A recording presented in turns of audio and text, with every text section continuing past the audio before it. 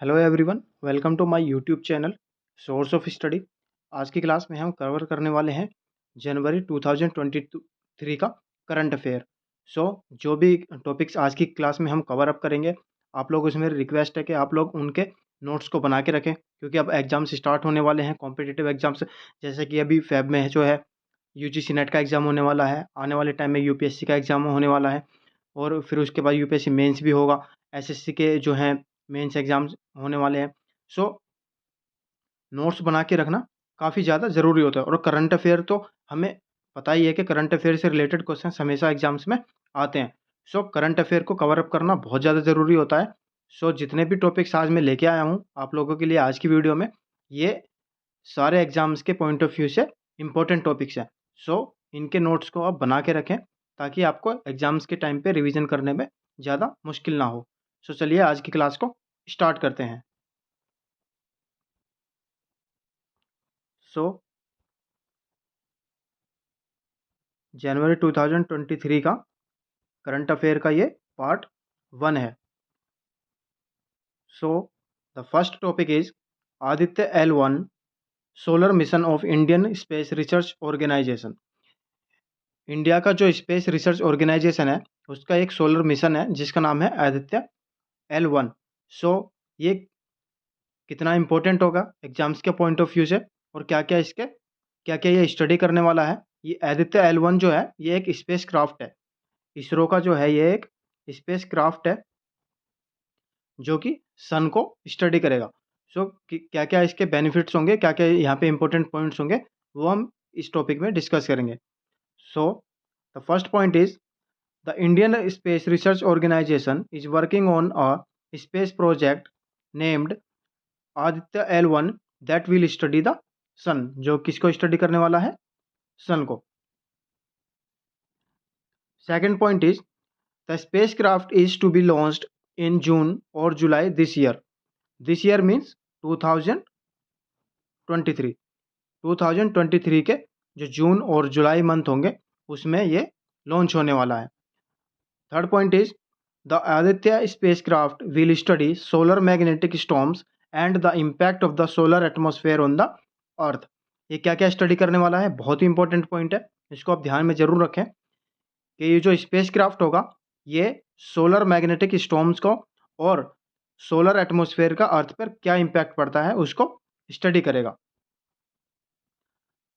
Next point is the spacecraft is to study the following. ये 4 points जो हैं ABCD, ये सारे ये स्पेसक्राफ्ट स्टडी करने वाला है। सो ए पॉइंट हम यहाँ पे देखेंगे, solar winds. These winds are created due to the expansion of the sun's plasma. जो सोलर विंड्स होती हैं वो किस तरीके से क्रिएट होती हैं? सन्स का जो प्लाज्मा होता है उसके एक्सपेंशन के साथ। B point is photosphere and chromosphere of the sun. Sun का जो फोटोस्फेयर और क्रोमोस्फेयर है उसको भी ये स्पेसक्राफ्ट स्टडी करेगा। C point is corona of the sun. जो सन का कोरोना है उसको भी ये स्टडी करने वाला है। And the fourth point is energetic particles of the sun. यानी कि मेन पॉइंट जो यहाँ पे निकल के आता है वो ये है कि इसरो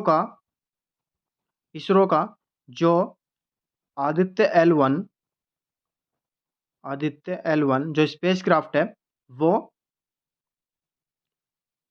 स्पेसक्राफ्ट जो है सोलर की टोटल स्टडी करने के लिए बनाया गया है, जिसको लॉन्च किया जाएगा जून या फिर जुलाई में। सो आप लोगों को ये पॉइंट्स याद रखना काफ़ी ज़्यादा ज़रूरी है। Now next point means the next topic, first green hydrogen blending project of the India. Green hydrogen mission से रिलेटेड मैं एक पर्टिकुलर वीडियो ऑलरेडी अपने चैनल पे अपलोड कर चुका हूँ। सो आप लोगों ने अगर उस वीडियो को नहीं देखा है सो प्लीज़ आप उस वीडियो को देखें, ताकि आपको ग्रीन हाइड्रोजन मिशन से रिलेटेड सारी चीज़ें क्लियर हो जाएं। उसके बाद ही आप इस टॉपिक को यहाँ पे अच्छे से समझ सकते हैं। सो ये क्या है? ग्रीन हाइड्रोजन ब्लेंडिंग प्रोजेक्ट है इंडिया का। सो the first point is India's first green hydrogen blending project in the piped natural gas have commissioned by the NTPC Limited and Gujarat Gas Limited। इन दो कंपनीज ने इसको start किया है। इसका aim क्या होगा? The aim of the project is to supply H2NG यानी कि hydrogen natural gas to household और इन द कवच टाउनशिप। सूरत में जो कवच टाउनशिप है वहाँ पे नेचुरल गैस यानी कि हाइड्रोजन गैस को सप्लाई करना है हाउस होल्ड्स में, ये याद रखना आप। Now what is green hydrogen? Green hydrogen होता क्या है? मैंने जैसे अभी आपको बताया कि ऑलरेडी मैं इस टॉपिक पे एक वीडियो पूरी बना के अपने चैनल पे अपलोड कर चुका हूँ। सो आप अगर ज़्यादा डीपली इसको समझना चाहते हैं तो उस वीडियो को आप ज़रूर देखें ताकि आपको अच्छे से ये चीज़ क्लियर हो जाए कि ग्रीन हाइड्रोजन होता क्या है। यहाँ पे हम थोड़ा सा डिस्कस करेंगे 2 पॉइंट्स में ताकि यहाँ पे भी आपको टॉपिक ये क्लियर हो जाए। So the first point is green hydrogen is produced through the electrolysis of the water. इसको प्रोड्यूस कैसे किया जाता है? इलेक्ट्रोलाइसिस ऑफ द वाटर के through using electricity generated from renewable source such as solar और wind power. यानी कि जो इलेक्ट्रिसिटी सोलर या विंड के थ्रू जो जनरेट की जाती है उसका इस्तेमाल करके जो हाइड्रोजन प्रोड्यूस किया जाएगा उसको ग्रीन हाइड्रोजन कहा जाता है। This process splits water molecules into hydrogen and oxygen. ये जो प्रोसेस होता है ये वाटर को 2 मॉलिक्यूल्स में डिवाइड कर देता है यानी कि हाइड्रोजन और ऑक्सीजन में। With the hydrogen being captured and stored for use as fuel. Hydrogen को फिर क्या किया जाता है? उसको कैप्चर करके या स्टोर करके रख लिया जाता है ताकि उसको फ्यूल की तरह इस्तेमाल किया जा सके। The oxygen is release into the atmosphere. और जो ऑक्सीजन प्रोड्यूस होता है उसको फिर एटमॉस्फेयर में रिलीज कर दिया जाता है। Next point is the main advantage of the green hydrogen is that it is clean and renewable fuel that can be used to power a variety of applications including transportation and electricity generation. It also has the potential to play a significant role in the decarbonization of the energy sector as it can be used to replace the fossil fuels and reduce greenhouse gas emission. इसका जो main advantage है green hydrogen का, एक तो ये clean जो energy है ये बिल्कुल क्लीन है और मेनली इसका जो इस्तेमाल है वो ट्रांसपोर्टेशन में या फिर इलेक्ट्रिसिटी जनरेशन में भी किया जा सकता है। आगे है it also has potential to play a significant role in the decarbonisation of the energy sector. Energy sector को डिकार्बोनाइजेशन में भी इसका यानी कि डिकार्बोनाइजेशन करने में भी इसका इंपॉर्टेंट रोल है। आगे replace it can be used to replace the fossil fuel यानी कि जो पेट्रोल है वो डीजल है या सीएनजी है उसकी जगह पे भी इसको इस्तेमाल किया जा सकता है। यानी कि जैसे ऊपर हमने पॉइंट में देखा ट्रांसपोर्टेशन के लिए। यहाँ पे benefit of the green hydrogen blending. Green hydrogen blending का फायदा क्या होगा? It reduces carbon dioxide emission while maintaining the same net heating content. Same net heating content को मेंटेन करते हुए ये कार्बन डाइऑक्साइड को कम कर देता है। Next point is it would help in fighting against climate change and will help India to reduce its hydrocarbon import bill. Third point is it would also be helpful in creating new job opportunities and boost economic growth। बहुत ही important point है कि job opportunities भी ये create करेगा और economic growth को भी ये बढ़ावा देगा। It can improve energy security by reducing the countries reliance on imported fossil fuel. यानी कि जो फॉसिल फ्यूल हम इंपोर्ट करते हैं बाहर की कंट्री से उसमें भी फिर यानी कि इंपोर्ट जो है वो कम हो जाएगा और हाइड्रोजन का जो इस्तेमाल है ट्रांसपोर्टेशन में या किसी भी चीज़ में उसका फिर ज़्यादा हो जाएगा तो इंपोर्ट फॉसिल फ्यूल इंपोर्ट जो है वो हम कम कर सकते हैं। ये आपको पॉइंट्स याद रखना है कि क्या क्या इसके बेनिफिट्स होंगे और ग्रीन हाइड्रोजन जो है वो क्या होता है। इससे रिलेटेड एग्जाम्स में क्वेश्चन यानी कि 99% तो चांस है कि क्वेश्चन इससे आने ही वाला है। Next point is the commissioning of India's first green hydrogen blending project is a major milestone that puts the country at the forefront of the global hydrogen economy. Third topic is Kalsa Banduri Nala project on the river Mahadai। River Mahadayi के ऊपर अभी इस जो ये project है इसके ऊपर dispute चल रहा है। सो क्यों ये न्यूज़ में है वो हम यहाँ पर देखेंगे और क्या क्या डिस्प्यूट है कौन कौन से जो स्टेट्स हैं जिनके बीच में जो है इनको लेके डिस्प्यूट चल रहा है, वो भी हम आगे पॉइंट्स में डिस्कस करेंगे। सो वाई इन न्यूज में ये क्यों है? Despite opposition from Goa, Karnataka Water Resource Minister has announced that the state will proceed with the Kalsa Banduri project on the river Mahadai. What is the Kalsa Banduri Nala project? ये जो नाला project है ये है क्या? It involves the construction of barrage against the Kalsa and Banduri streams, यानी कि दो धाराएं हैं जिनके नाम है खालसा और बंदूरी। वहां पे एक बैराज बनाया जा रहा है, ट्रिब्यूटरीज ऑफ द महादाई, जो कि महादाई की दो ट्रिब्यूटरीज हैं। In order to divert water towards Karnataka past district, the project was first proposed in the 1980s but it has yet to be implemented due to dispute between the Karnataka, Goa and Maharashtra. So यहाँ पे आपको इन तीनों के यानी कि जो 3 states हैं जिनके बीच में डिस्प्यूट्स है, कर्नाटका, गोवा एंड महाराष्ट्र, इनके नाम से भी आपको याद रखना है क्योंकि एग्जाम्स में कभी कभी इस तरह के क्वेश्चंस भी आ जाते हैं। सो डिस्प्यूट्स किन किन स्टेट्स के बीच में है? एक कर्नाटका है, second Goa and third is Maharashtra. The Mahadayi river dispute, किस तरह का डिस्प्यूट है ये? The Mahadayi river originates in the Bhimgad wildlife sanctuary in the Belagavi district of the Karnataka and flows into the Arabian sea in the Goa. कहाँ से ओरिजिनेट होती है ये याद होना बहुत ही ज़्यादा ज़रूरी है। इस टाइप के क्वेश्चंस आपने अक्सर जो है यूपीएससी एग्जाम्स में या फिर जो और कॉम्पिटिटिव एग्जाम्स होते हैं उसमें आपने देखा होगा, यानी कि एसएससी वगैरह के जो एग्जाम्स होते हैं उसमें इस तरह के क्वेश्चंस आ जाते हैं। सो आपको जो है इसका ओरिजिनेट्स याद होना चाहिए कि भीमगढ़ वाइल्ड लाइफ सेंचुरी है जो कि कर्नाटका में है, वहाँ से ओरिजिनेट होता है और फिर अरेबियन सी में ये रिवर फ्लो होती है।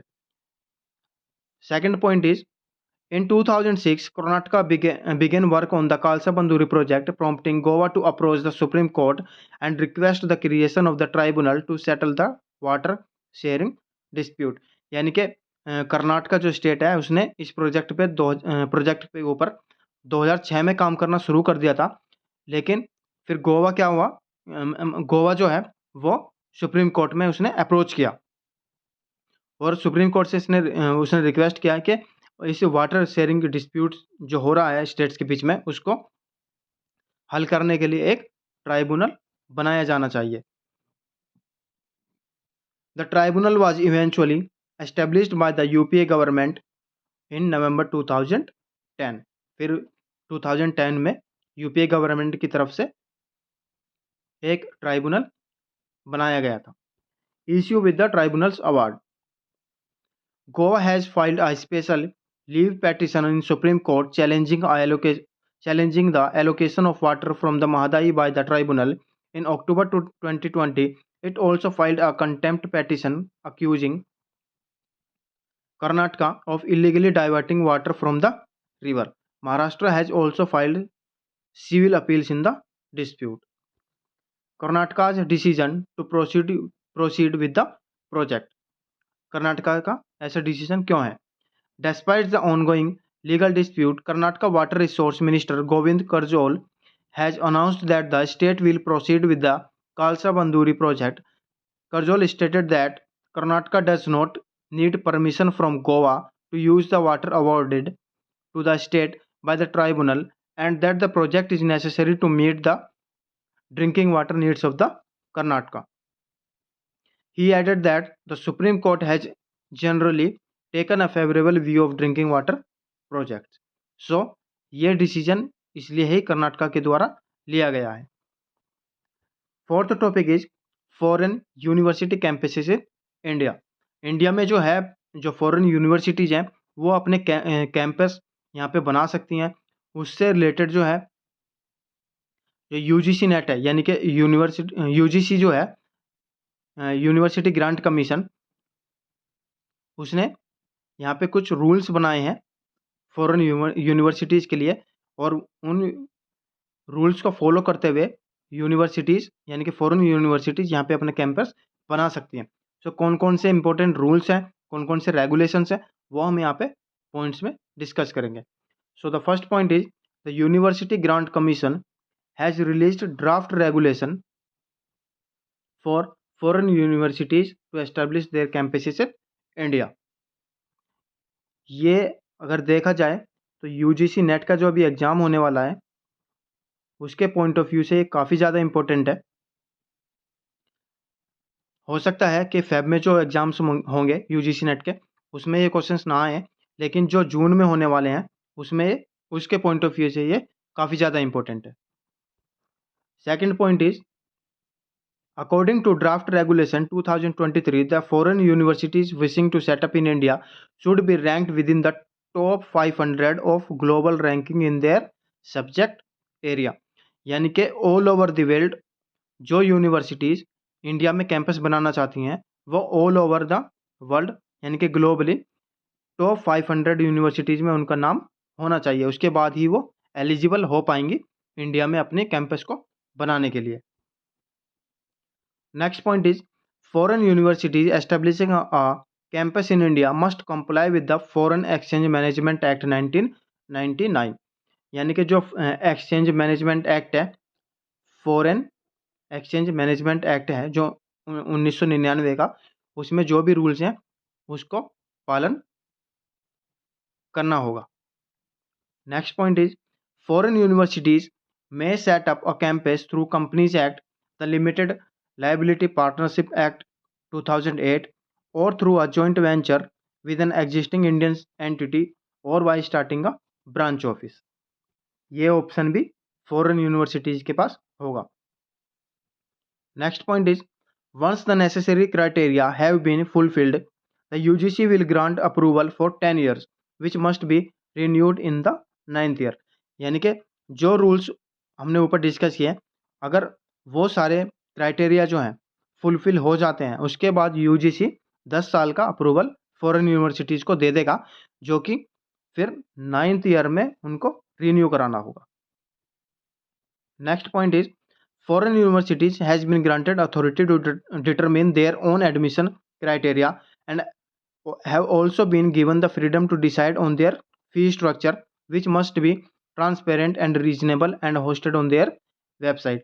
जो ये यूनिवर्सिटीज़ कैंपस बनेंगे इनके पास पूरी पावर होगी कि वो अपना एडमिशन क्राइटेरिया बना सकें, अपने फी स्ट्रक्चर पे डिसाइड कर सकें, और जो कि ट्रांसपेरेंट और रीजनेबल होना चाहिए, और वो सब उनको अपनी वेबसाइट के ऊपर जो है जारी करना होगा। Next point is, foreign universities in India will not be permitted to offer courses through online and ODL, यानी कि open and distance learning modes. ये काफ़ी ज़्यादा इंपॉर्टेंट पॉइंट है यहाँ पे। यानी कि जो ये फॉरेन यूनिवर्सिटीज़ यहाँ पे सेटअप की जाएंगी, जो कैंपस बनेंगे, इनके पास ऐसी कोई अथॉरिटी नहीं होगी कि वो ऑनलाइन एजुकेशन प्रोवाइड करा सकें या फिर डिस्टेंस लर्निंग यानी कि ओपन या डिस्टेंस लर्निंग की टाइप का एजुकेशन दे सकें। यानी कि वो सिर्फ रेगुलर कॉलेजेस ही या रेगुलर यूनिवर्सिटीज ही बना सकते हैं। Next point is, they will also not be allowed to offer any program of study that compromise national interest or standard of higher education in India। इस तरह का कोई भी, यानी कि जो इंडिया के नेशनल इंटरेस्ट से रिलेटेड होगा उससे रिलेटेड कोई भी प्रोग्राम वो ऑफर नहीं कर सकते, इस तरह का कोई भी अलाउंस उनको नहीं दिया जाएगा। Next point is, qualifications awarded to students who study at the Indian campus of the foreign universities will be recognized and treated as equivalent to the corresponding qualification awarded by the foreign universities at its main campus in its country of origin। यानी कि जो universities, यानी कि जिस country की university यहाँ पे अपना कैंपस बनाएगी उसको इंडियन स्टूडेंट को भी इक्वली ट्रीट करना होगा। यानी कि अगर मान लो इंग्लैंड की कोई यूनिवर्सिटी है और उसने इंडिया में अपना कैंपस बनाया, सो जो यहाँ पे जैसे हम देखेंगे equivalent to the corresponding qualification awarded by the foreign universities, जो इसके मेन कैंपस पे जो क्वालिफिकेशन दी जाती है उसी तरह का इक्विवेलेंट ही इनको यहाँ पे इंडियन स्टूडेंट्स को भी देना होगा। Next point is, foreign universities in India will have autonomy to recruit staff from India and abroad in accordance with their recruitment norms। यानी कि इंडिया से भी वो अपने स्टाफ को रिक्रूट कर सकते हैं। Next topic is Kerala become first fully digital banking state of India. इस टाइप के क्वेश्चन जो है एसएससी टाइप के जो एग्जाम्स होते हैं उसमें आप ऐसे देख सकते हैं कि कौन फर्स्ट स्टेट इस तरह के आया। जो फर्स्ट स्टेट होते हैं या फर्स्ट कोई भी चीज़ हो रही होती है उस टाइप के क्वेश्चंस एग्जाम्स में आते हैं।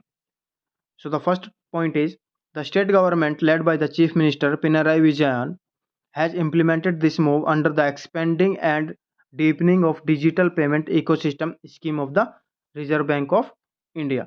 यानी कि रिजर्व बैंक ऑफ इंडिया की एक स्कीम है, उसके अंतर्गत इसको केरला की गवर्नमेंट ने इम्प्लीमेंट किया है।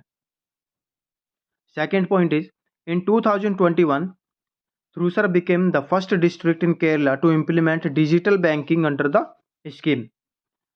Third point is the Chief Minister Pinarayi Vijayan has emphasized that the digital banking target can only be fully achieved when there are sweeping social interventions that complement infrastructure addition and technological advances in the banking sector.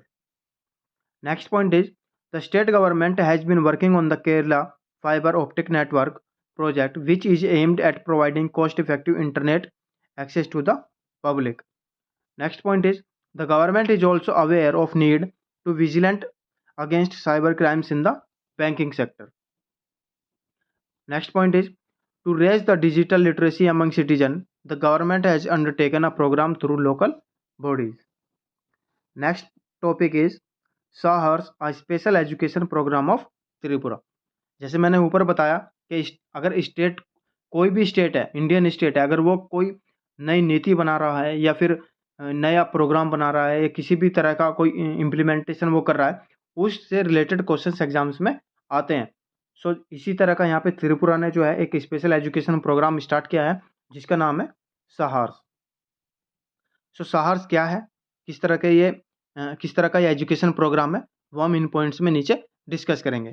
So the first point is Saharsh is a special education programme to encourage social and emotional learning in the state. यानी कि social and emotional learning को बढ़ावा देने के लिए state में इस programme को लॉन्च किया गया है। सोशल एंड इमोशनल लर्निंग क्या होता है वो हम नीचे पॉइंट्स में डिस्कस करेंगे। Next point is the programme is aimed at empowering children to learn with happiness and contribute to the empathetic development. It is similar program that was found to be effective in social and economic development in research studies of the Harvard and Columbia universities. Next point is the program is being contextualized with local realities of India before implementing it in Tripura. Next point is the state government has already trained 204 schools for the Sahar's curriculum, while 200 more will be trained soon. Meaning of the social and emotional learning. Social and emotional learning is process through which children and adults learn the skills they need to understand and manage emotions, set and achieve positive goals, feel and show empathy for others, establish and maintain positive relationship and make responsible decisions. यानी कि social और emotional learning जो होती है वो क्या होता है, एक प्रोसेस होता है जिसमें चिल्ड्रन यानी कि बच्चे या फिर अडल्ट्स वो ये सीखते हैं कि इमोशंस को किस तरीके से समझा जाए और उनको किस तरीके से मैनेज किया जाए, set and achieve positive goals को कैसे अचीव किया जाए, feel and show empathy for others, establish and maintain positive relationship and make responsible decision. SEL is critical for students to succeed in school and in life. The Saharsh initiative is designed to help students to develop these skills and become well-rounded, resilient individuals. इन सब को develop करने के लिए ये एक programme है जो special education programme है वो त्रिपुरा के द्वारा लॉन्च किया गया है। यहाँ पे आपको याद रखना है कि त्रिपुरा ने इसको लॉन्च किया है। Next topic is blindness control policy implemented by the Rajasthan. Rajasthan ने जो है इस पॉलिसी को इम्प्लीमेंट किया है। Rajasthan has become the first state, यहाँ पे भी ये फर्स्ट स्टेट है in India to implement a policy for blindness control with the objective of ensuring the right to sight for its citizens. Second point is the prevalence rate of blindness in Rajasthan was 1.1% in 2020 and the new policy aims to नहीं यहाँ पे bring होगा, ये spelling mistake हो गई है, bring it down to 0.3%, यानी कि 2020 का अगर देखा जाए तो वहाँ पे जो ब्लाइंडनेस रेट था वो 1.1% था। इस पॉलिसी के थ्रू उसको 0.3% तक लाने का मकसद रखा गया है, एम रखा गया है। Next point is the state government will mandatorily run keratoplasty centre for cornea transplant and I bank in the medical colleges. The comprehensive effort for the elimination of visual impairment will be made in all districts in collaboration with the voluntary organization, trust, hospital and charitable institutions.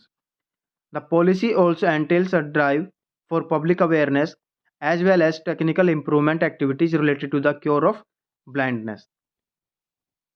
Now, eighth and the last topic of today's class, Cabinet Committee on Economic Affairs approved broadcasting infrastructure and network development. Short में अगर बात करें तो BIND. The first point is the broadcasting infrastructure and network development scheme worth over 2500 crore will focus on expanding and upgrading the infrastructure of Prasar Bharati as well as improving the digital content and distribution network. ये जो programme, ये जो scheme launch की गई है bind, ये प्रसार भारती के infrastructure को एक्सपेंड करने के लिए और उसको अपग्रेड करने के लिए लॉन्च की गई है। यानी कि मेन मकसद जो होगा, मेन फोकस जो होगा इसी स्कीम का, वो प्रसार भारती के ऊपर होगा। In addition the scheme aims to provide high quality content for both domestic and international audience and increase the availability of diverse content by upgrading the capacity of the DTH platform to accommodate more channels. The bind scheme will increase the coverage of air FM transmitters in the country to 66% by geographical area and 80% by population, up from 59 and 68% respectively. Next point is, as the public broadcaster of India, Prasar Bharati serves as a crucial source of information, education, entertainment and engagement for the public, especially in remote areas of the country through the DDR air, यानी कि all India radio. Air means all India radio, हम सभी जानते हैं all India radio, all India radio.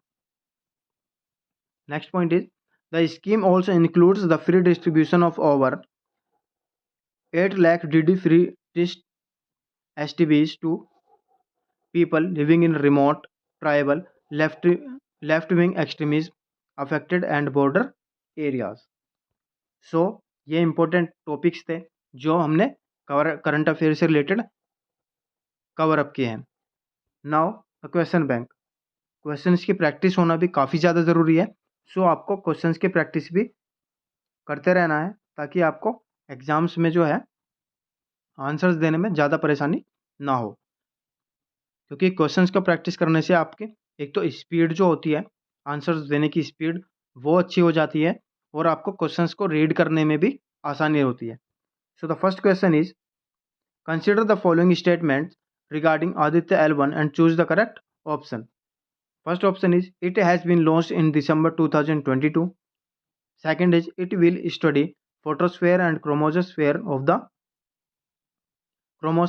the sun. Third is it will not study solar winds. These are the options A, B, C, D, and you have to choose the correct one. Second question is consider the following statement regarding green hydrogen mission. Green hydrogen mission से related आपको यहाँ पे statement पढ़नी है और आपको जो है राइट आंसर चूज करना है। यहाँ पे राइट आंसर मैंने मेंशन नहीं किया है। So the first point is green hydrogen is produced through the electrolysis of water. Second is India's first green hydrogen blending project in piped natural gas have commissioned by the NTPC Limited and Gujarat Gas Limited. Third is the main advantage of green hydrogen is that it is a clean and renewable fuel that can be used to power a variety of applications, including transportation and electricity generation. Fourth is it reduces carbon dioxide emission while maintaining the same net heating content. So these are the options A, B, C, D, and you have to choose the correct option. यहाँ पे आपको correct option choose करना है. Third question is Kalasa and Banduri project is built on which of the following river. Kalasa and Banduri project जो है वो कौन सी river के ऊपर बनाया जा रहा है. Mahadayi river, Mahanadi river, Kaveri river या फिर गोदावरी रिवर. महादाई रिवर की स्पेलिंग ये भी हो सकती है और DAY भी हो सकती है. Fourth question is with reference to foreign university set up in India, read the following statements and choose the correct option. First option is the foreign university wishing to set up in India should be ranked within the top 500 of the global ranking in their subject area. Second is foreign universities in India will also be permitted to offer courses through online or ODL mode. Third is these universities must comply with the Foreign Exchange Management Act 1999. So these are the options A, B, C, D, and we have to choose the correct one. Fifth question is which of the following state has first fully digital banking state of the India. कौन सा state जो है fully digital banking state of India बना है. केरला, तमिलनाडु, आंध्र प्रदेश या फिर Telangana. Sixth question is which of the following state has launched a special education program named Sahars. Assam, Sikkim, Tripura या फिर Nagaland. Seventh question is which of the following state has become first state in India to implement a policy for blindness control. Gujarat, Rajasthan, Maharashtra या फिर Chhattisgarh. Eighth and the last question is consider the following statements regarding the broadcasting infrastructure and network development scheme and choose the correct option. First option is it will focus on expanding and upgrading the infrastructure of Prasar Bharati as well as improving the digital content and distribution network. Second is the scheme aims to provide high quality content for both domestic and international audience. Third is the scheme also includes the free distribution of over 8 lakh DD Fresh Dish STVs to people living in remote, tribal, left-wing extremist affected and border areas. And these are the options A, B, C, D, and you have to choose the correct one. Correct option है आपको यहाँ पे choose करना है. सो आज की class में हम इतना ही कवर अप करेंगे. इन क्वेश्चंस के आंसर्स को आप कमेंट बॉक्स में दे सकते हैं. सो प्लीज़ आप इन टॉपिक्स को नोट डाउन जरूर करें ताकि आपको एग्जाम्स के टाइम पे रिवीजन करने में आसानी रहे. सो आज की क्लास को यहीं ख़त्म करते हैं. Thank you so much for joining the class. आप लोगों से मेरी रिक्वेस्ट है कि आप लोगों ने अगर मेरे चैनल को सब्सक्राइब नहीं किया है, चैनल को सब्सक्राइब करें, वीडियो को लाइक करें और वीडियो को ज़्यादा से ज़्यादा शेयर करें. Thank you so much for joining the class.